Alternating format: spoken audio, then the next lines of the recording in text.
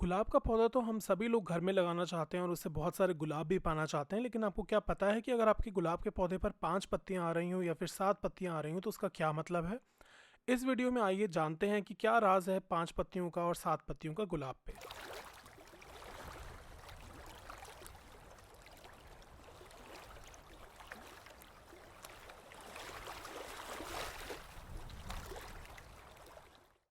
तो गुलाब की पत्तियों के बारे में जानने से पहले हम जानकारी लेते हैं कि गुलाब की कितनी तरह होते हैं, कितने प्रकार के गुलाब होते हैं।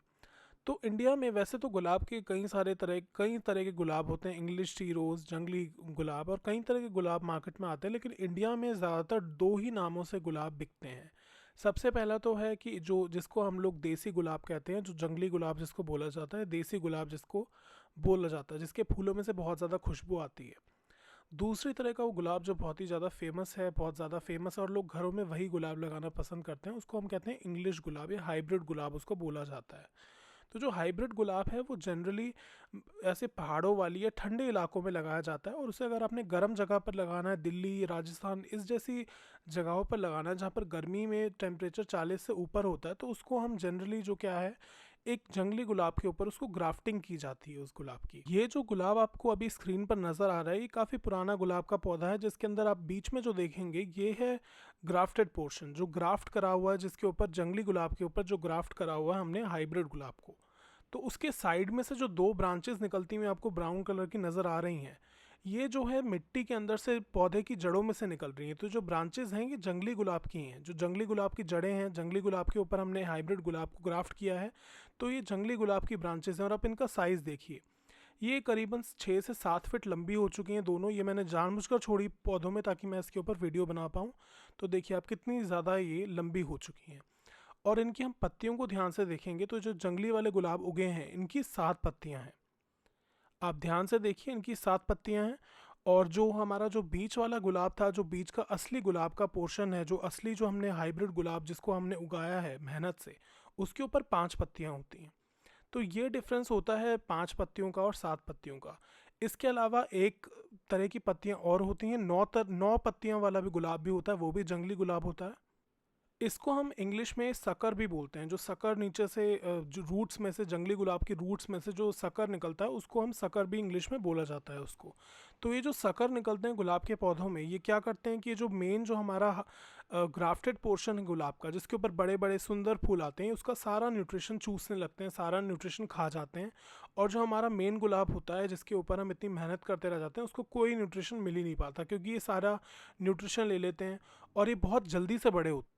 हमारा जो असली ग्राफ्टेड गुलाब का पोर्शन होता है, गुलाब का पौधा होता है, उसे तो बड़े होने में महीनों लग जाता है, लेकिन ये जो जंगली गुलाब है ये आपको हफ्तों के अंदर मल्टीप्लाई होते हुए दिखेंगे। कहीं के दिनों में, आप 2-3 दिन में देखेंगे तो आपको इसकी कई इंचेस की ग्रोथ नज़र आएगी। तो बहुत ही फास्ट ये ग्रोथ करता है और बहुत ज़्यादा न्यूट्रिशन ये ले लेता है पौधे में से। तो अगर आप इसे छोड़ दें इसी तरह से उगता हुआ छोड़ देंगे तो धीरे धीरे जो आपका ग्राफ्टेड गुलाब वाला पोर्शन है वो मर जाएगा और ये जंगली गुलाब चारों तरफ फैल जाएगा। तो अब अगला सवाल आता है कि क्या इस जंगली गुलाब को काटना ज़रूरी है। जंगली गुलाब को काटना बिल्कुल ज़रूरी है। अगर आपने नहीं काटा तो आपका जो मेन गुलाब है, ये देखिए जो मेन गुलाब का पौधा है, ये देखिए इस पर 5 पत्ती हैं और इसके कलर में भी आप डिफरेंस देखिए। इसकी पत्तियों का जो कलर है वो डार्क है, और जो ये जंगली सकर ये जो निकले हैं मिट्टी के अंदर से, जड़ों के अंदर से, उनका जो पत्तियों का कलर है वो लाइट है। तो इसीलिए ताकि हमारे मेन गुलाब के पौधे को अच्छी तरह से न्यूट्रिशन मिले, ताकि वो अच्छे गुलाब दे, तो इसीलिए हमें सकर्स को, जो भी ये जंगली स्टेम्स निकलती हैं, उसको टाइम टाइम समय से काट देना चाहिए और बिल्कुल इसे बेस से काटना चाहिए। अगर आप ऊपर से हल्का सा काट देंगे तो वो 2-3 दिन बाद दोबारा बढ़ना शुरू हो जाएगा, कोई फ़ायदा नहीं होगा काटने का।